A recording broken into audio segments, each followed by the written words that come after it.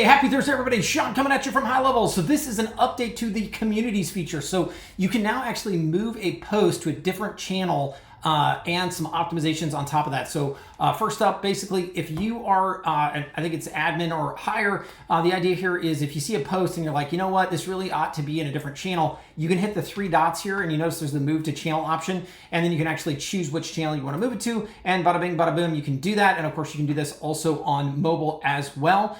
So that is a great way. And then of course you can see that you can choose what channel it's in. So that is that. Also, we've enhanced our API latency for chat suggestion.